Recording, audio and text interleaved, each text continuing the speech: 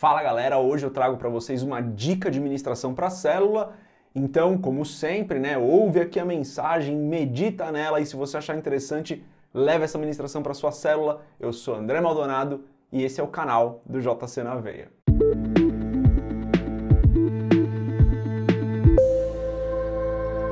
Antes da gente continuar esse vídeo, se você não é inscrito ou não é inscrita, se inscreve no canal, deixa o seu curtir e acompanha a nossa playlist aqui de dicas de ministração para célula, ou o AB7, que é o nosso devocional diário. Vai na nossa comunidade do Telegram e entra na comunidade para ter sempre as notícias mais fresquinhas lá, acompanhar bem de perto tudo que está acontecendo. Galera, sei que eu já falei na introdução do vídeo, mas vou falar de novo, porque nunca é demais esse aviso aqui. Essas dicas de ministração para célula que eu trago aqui no canal são mensagens para você ouvir, refletir e deixar o Espírito Santo falar com você. Não é para você pegar o que eu falei aqui e repetir na sua célula achando que isso vai dar certo. Não é para isso que existem essas dicas de ministração. Essas dicas de ministração existem para aquelas pessoas que estão começando na liderança ou que não tiveram muito tempo para preparar uma palavra, mas não é algo para você copiar e colar. Não é algo para você ver o que eu falei aqui e falar igual na sua célula. É algo para você ouvir o que eu estou falando aqui, fazer uma meditação, orar em relação ao assunto, deixar o Espírito Santo falar com você. E então, se o Espírito Santo tiver falado com você, se essa palavra tiver caído no seu coração, aí sim você leva ela para sua célula como a sua ministração, como uma mensagem que está com você, e não com algo que você pegou aqui do JC na Veia e vai fazer igual, tá? Então, copia, mas não faz igual, mais ou menos isso. Não adianta você fazer isso, galera? A mensagem precisa primeiro cair no seu coração, tá bom? Então, sempre vale esse aviso aqui quando eu faço uma dica de ministração. Vamos para a mensagem, então? Nessa mensagem a gente vai meditar basicamente em Atos capítulo 4, porém levando em consideração todo o contexto, desde Atos 1 até Atos 4. Então vou dar uma recapitulada rápida aqui, Em Atos 1, Jesus, ressurreto, está com os discípulos, passa algumas instruções e ascende aos céus. Isso acontece em Atos 1. Em Atos 2, a igreja já estava mais ou menos se formando ali, já tinha um grupo de discípulos de Cristo que estavam reunidos, ainda não era igreja, mas já era uma forma de igreja. E acontece então o Pentecostes, Na verdade, na festa de Pentecostes, acontece que o Espírito Santo vem sobre esse povo, sobre essa centena de pessoas aí, e eles começam a falar em outras línguas. Com isso, Pedro faz um discurso ali, e algumas pessoas, na verdade, várias pessoas se convertem, vários judeus se convertem aí ao que seria o cristianismo, Começam a acreditar em Cristo. Esse termo cristão ainda não era muito usado, mas se convertem ao que seria o cristianismo. Em Atos, capítulo 3, Pedro e João estão indo ao templo para orar, passam por um homem aleijado e curam aquele homem. E isso é muito emblemático na história da igreja. Eles vinham pregando que Jesus, o Nazareno, era o Cristo e que havia ressuscitado dos mortos. E eles eram testemunhas oculares disso e tinham várias outras testemunhas que viram Jesus vivo depois de ter morrido. Ou seja, ele tinha ressuscitado e ficado por um período com eles. Então eram várias testemunhas de Cristo, de que Cristo havia ressuscitado, de que Jesus era o Cristo, de que Jesus havia ressuscitado. E no meio disso tudo, Pedro e João curam, através de Pedro e João, um homem aleijado é curado. O que acontece então aqui no capítulo 4, e o capítulo 4 é interessante que você leia ele inteiro. Na verdade, caso você vá ministrar, leia os 4 capítulos, por favor. Leia o 1, 2, 3 e o 4. Mas se você vai só meditar nessa mensagem, leia o capítulo 4 pelo menos. Aqui no capítulo 4, o que acontece é que os saduceus e as autoridades religiosas chamam Pedro e João para dar uma prensa neles. Aqui estou usando as minhas palavras, Os saduceus tinham uma questão com essa coisa de ressurreição, Eles não acreditavam na ressurreição. Eram uma linha religiosa que não acreditava na ressurreição. E daí juntava tudo o que estava acontecendo. Os saduceus e as autoridades religiosas chamam Pedro e João para que eles fossem interrogados. E aí a gente lê dos versículos 15 a 18 o seguinte: Todavia, mandando-os sair fora do conselho, conferenciaram entre si dizendo: que havemos de fazer a estes homens? Porque a todos os que habitam em Jerusalém é manifesto que por eles foi feito um sinal notório, e não o podemos negar. Mas, para que não se divulgue mais entre o povo, ameacemo-los, para que não falem mais nesse nome a homem algum. E chamando-os, disseram-lhes que absolutamente não falassem nem ensinassem no nome de Jesus. Então eles chamam Pedro e João, falam, ó, esquece, não é mais para falar do nome de Jesus, não é mais para fazer nada, e ameaçam eles ali, né? Eles falam isso num tom ameaçador, é o que a palavra nos diz, né? Que isso foi uma ameaça. E daí a resposta de Pedro e João é maravilhosa, né? A gente lê nos versículos 19 e 20. Respondendo, porém, Pedro e João lhes disseram: julgai vós, se é justo diante de Deus, ouvir-vos antes a vós do que a Deus, porque não podemos deixar de falar do que temos visto e ouvido. Então eles tinham visto Jesus ressurreto, eles tinham passado pelo Espírito Santo ali, né, pela descida do Espírito Santo na festa de Pentecostes em Atos 2, eles tinham curado um homem através do nome de Jesus, claro, um homem havia sido curado. O que eles dizem, eles falam, olha, vejam vocês, é justo a gente obedecer vocês e desobedecer a Deus? Porque Deus tem nos mostrado todas essas coisas. O que é justo na visão de vocês?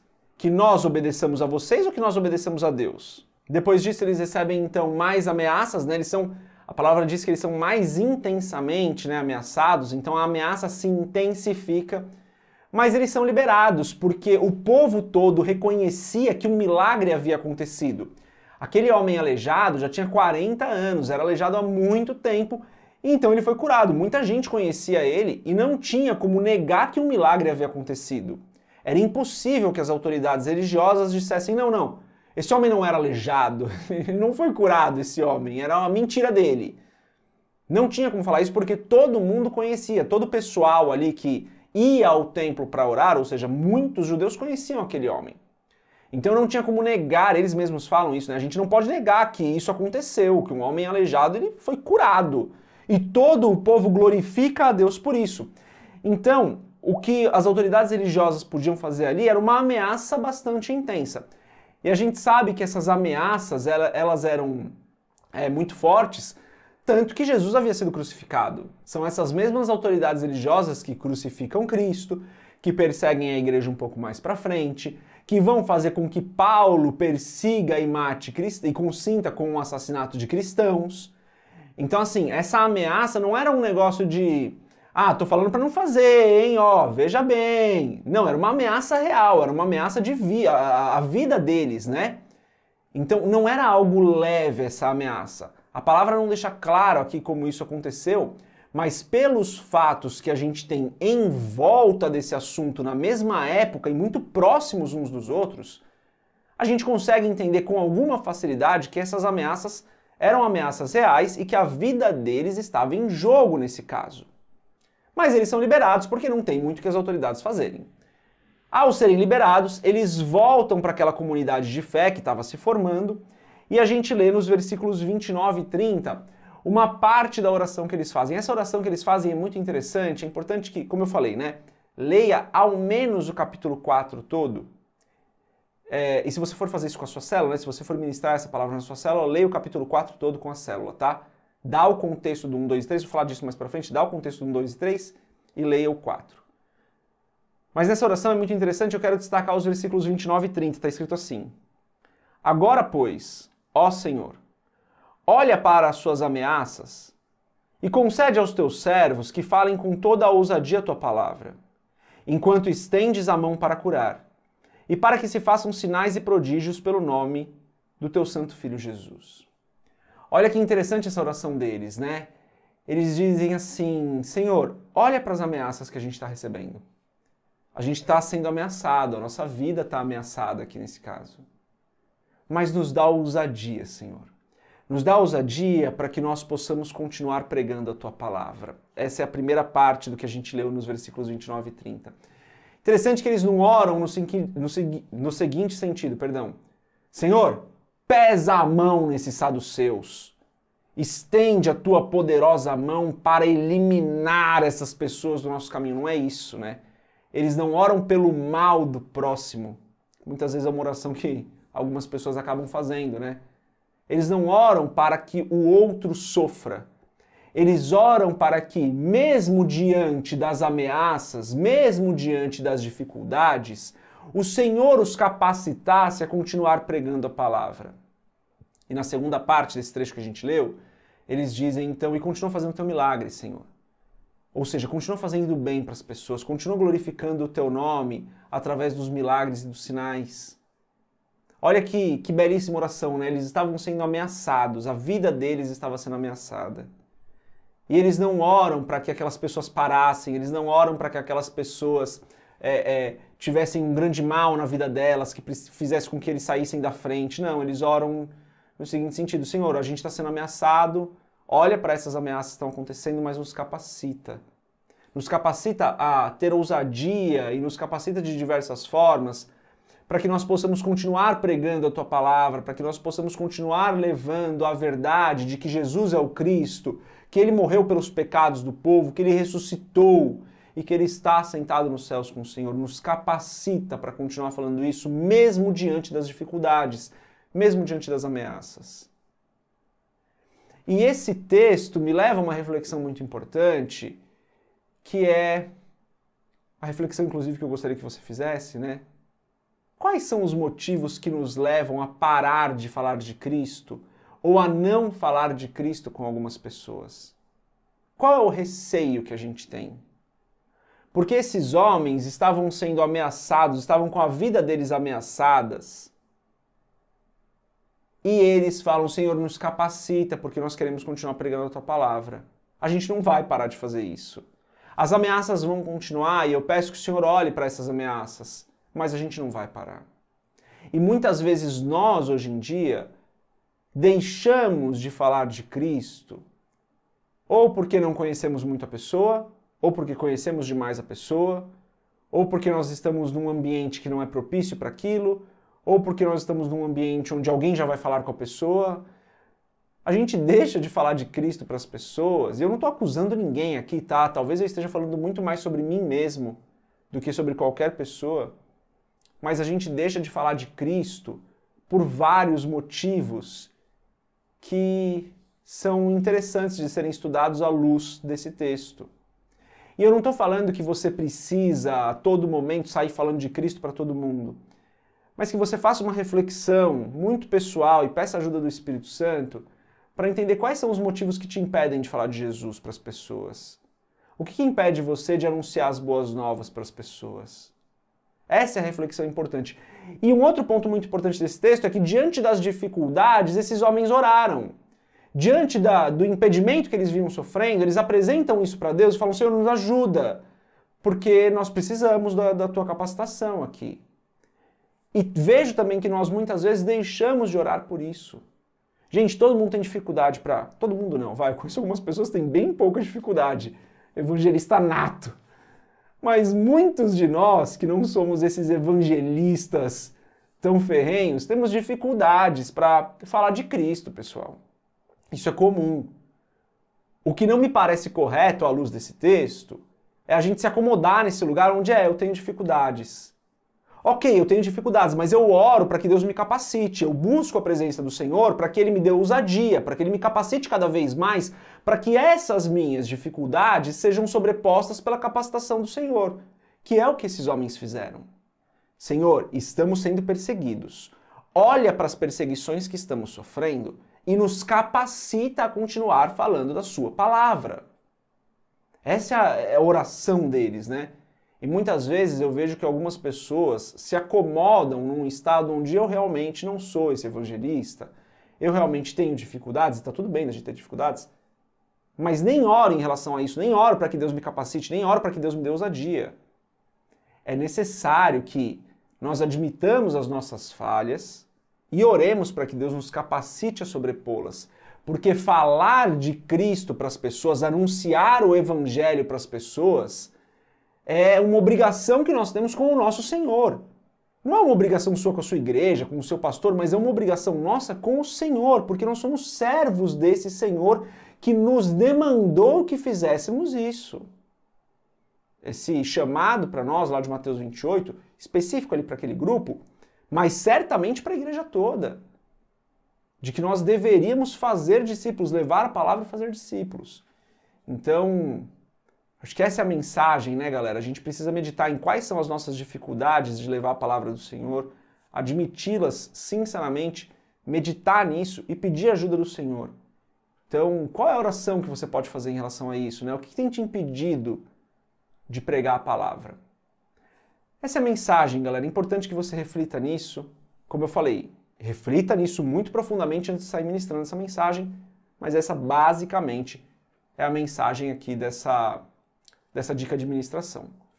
Eu deixei lá no blog um roteirinho que você pode seguir, que eu já testei e funcionou, algumas perguntas que você pode fazer para a ministração, e até legal você ver essas perguntas para que você mesmo medite, né? O link para esse texto do blog está aqui na descrição, eu vou deixar bem destacado na descrição do vídeo para ninguém perder. Então vai ficar bem destacado na descrição do vídeo qual é o link para esse texto, onde você tem o roteirinho, você tem as perguntas, você tem os textos principais.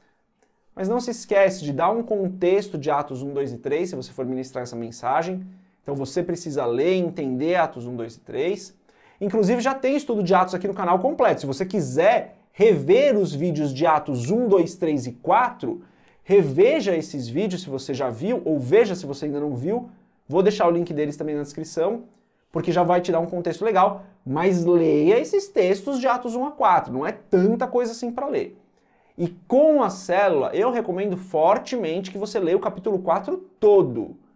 Gasta um tempinho aí, vai dar uns 7 minutinhos de leitura, mas leia todo o capítulo 4 com a galera, dá o contexto do 1, 2 e 3, explica direitinho o que está acontecendo para que a galera se conecte com a intensidade dessa situação, com a intensidade da oração que eles fazem, com a importância da oração que eles fazem, e o alvo final dessa mensagem, né, o apelo dessa mensagem, é realmente nos levar a refletir sobre os motivos pelos quais a gente não fala de Cristo e quais são as orações que a gente pode fazer em relação a isso para que Deus nos capacite.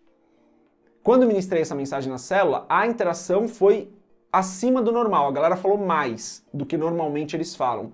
Então o pessoal falou sobre as suas dificuldades, apareceram quais são as maiores dores na hora de ministrar, na hora de falar de Cristo para as pessoas. Foi bem interessante essa discussão na célula. Inclusive levou mais tempo essa conversa do que a própria ministração, que eu acho normalmente que é mais legal, tá? Quando a galera interage um pouco mais, a ministração na célula fica um pouco mais curtinha. Galera, é isso. Se você tiver qualquer dúvida em relação a essa ministração, algum ponto que não ficou muito claro, deixe seu comentário aqui. Eu tento responder todos os comentários. Às vezes eu não consigo, às vezes eu atraso um pouco. Mas deixe seu comentário aqui. Vai lá no blog para ver que eu dou uma aprofundada um pouco mais lá em alguns assuntos. Medite bastante nessa palavra antes de ministrar, como eu falei, né? Copia, mas não faz igual.